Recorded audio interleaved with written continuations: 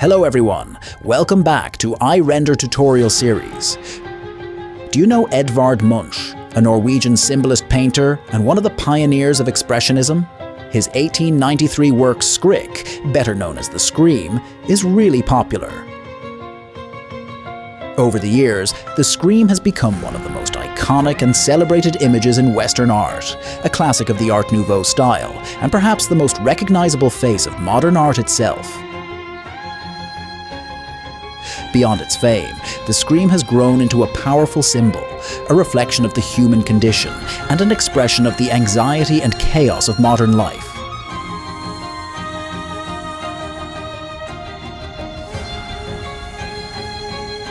Today, we will feel the scream from Edvard Munch's heart in a whole new way through C4D and Particle node Modifier. Let's get started.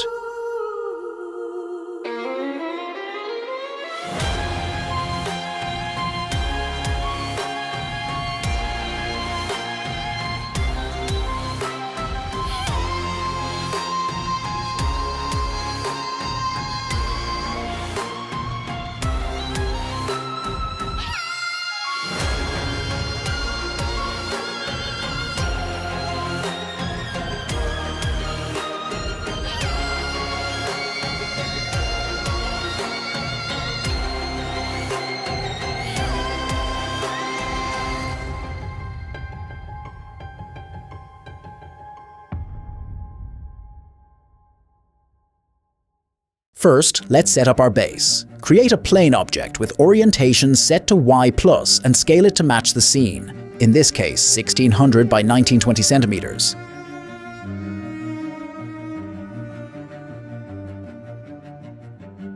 Adjust the segments so they correspond to the size.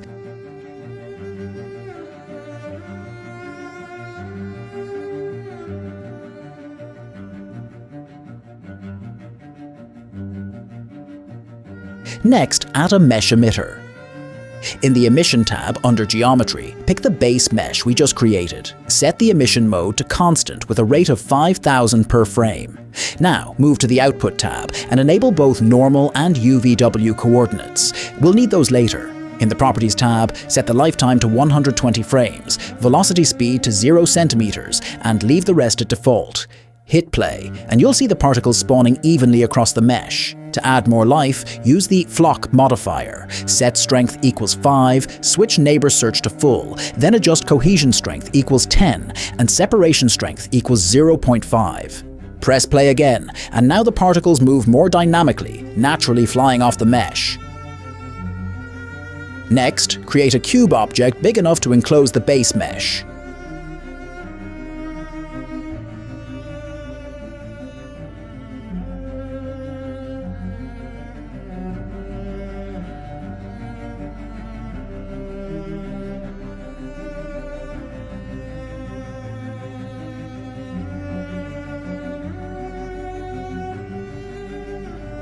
And assign it a collider tag. Set collision side to both. Add a collide modifier with radius equals 1 centimeter and set dynamic friction plus angle variation to 2%. Now when you hit play, the particles will stay contained neatly within this collider cube while still moving in a lively, organic pattern. Now let's bring Munch's painting to life through particles. Apply a Particle node Modifier, then jump into the node editor. Here, we'll color our particles according to Munch's painting. I've prepared an image of Munch's painting, the Scream. We just need to drag and drop it into the node environment. Use a sample shader node and connect necessary ports. Next, add a Get Particle property node.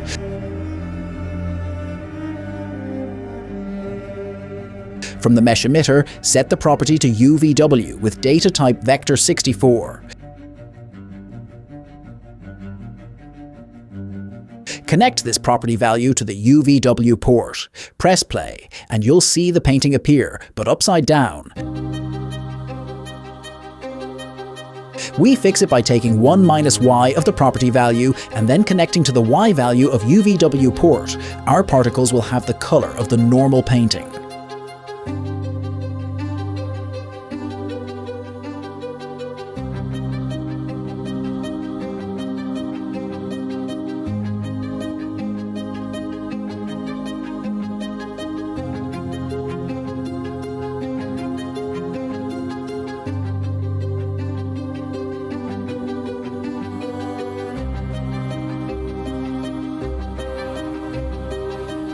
Next, let's add some motion to the particles with a flow field. In the Field tab, create a random field, set the noise type to Perlin, scale to 1800%, and animation speed to 100%. For remapping, choose Sine Curve, and in Direction, set length to Normalize.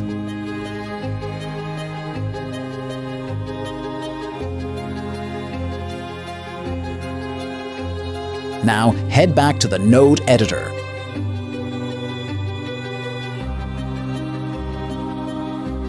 Add a Get Particle Property node, and this time, grab the normal value with data type vector 32.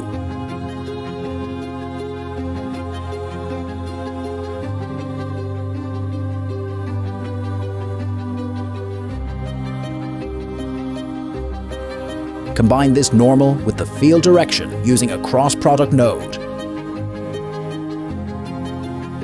Next, add a scale node. Create a parameter called strength to control it, and set the value to around 200.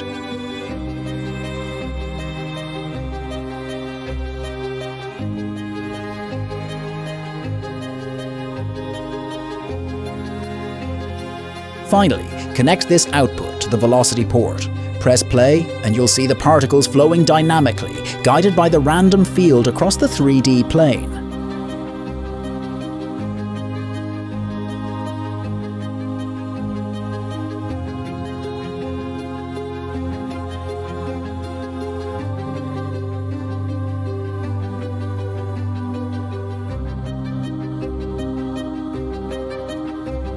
Now let's add some curl to the movement.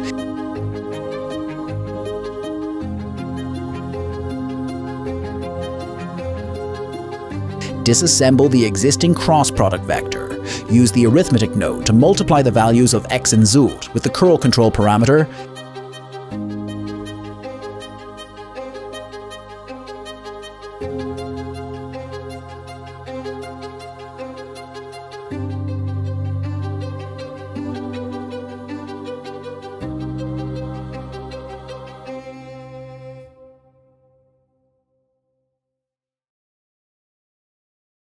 Then use the third vector compose to synthesize x, y, and z.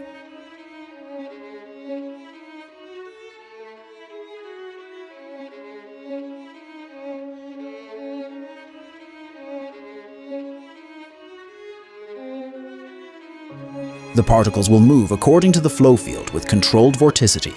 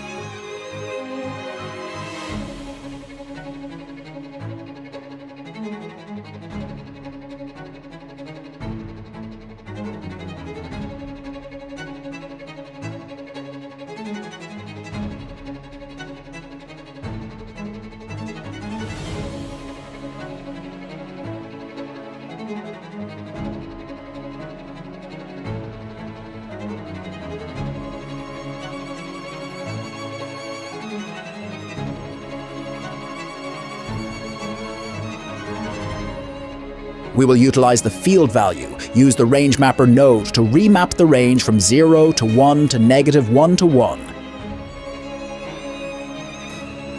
Then multiply by the created parameter to control.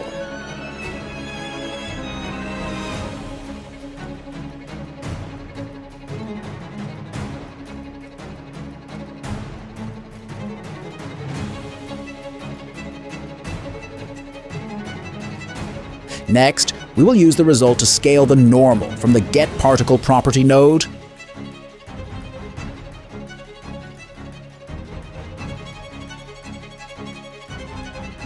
Then add it to the original cross vector.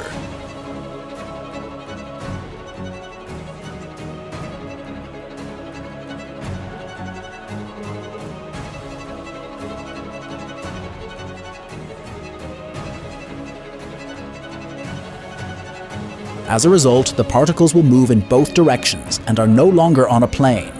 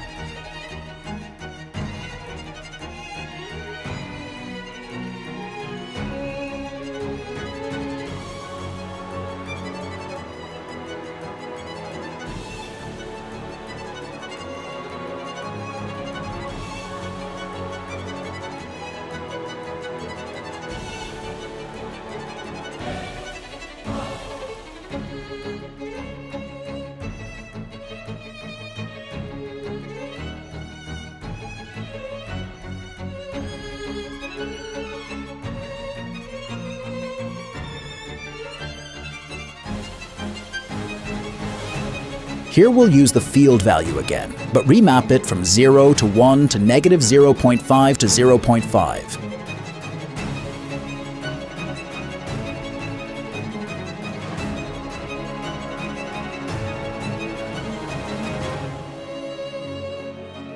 Use the time node, compare node, range mapper node, if node, and other necessary nodes to control the scale vector velocity value according to the time frame.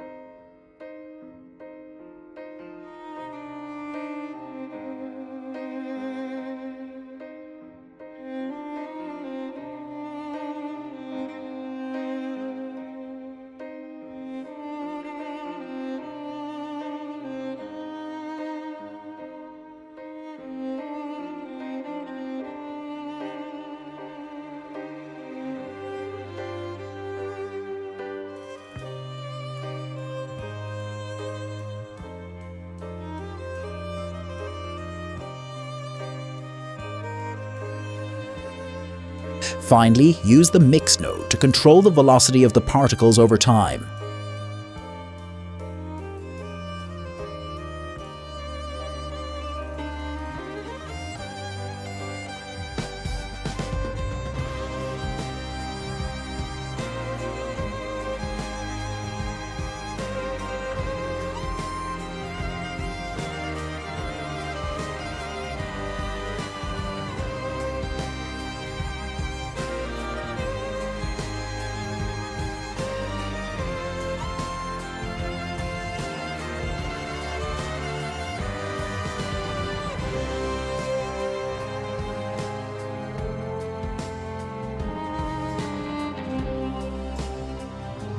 We can combine adding new fields, changing the seed, noise type, scale, and remapping in the field tag until satisfied.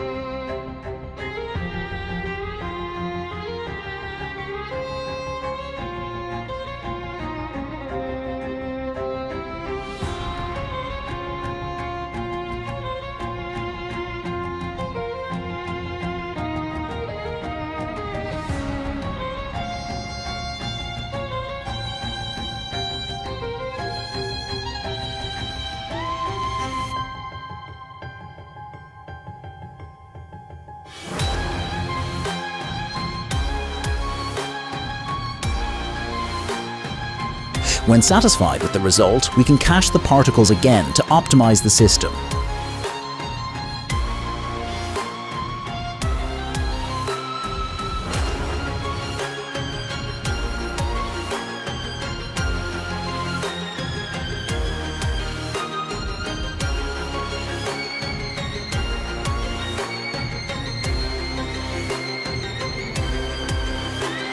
So, we've just walked through a creative journey, feeling a glimpse of Edvard Munch's inner anguish and fear, brought to life with C4D and the particle node modifier.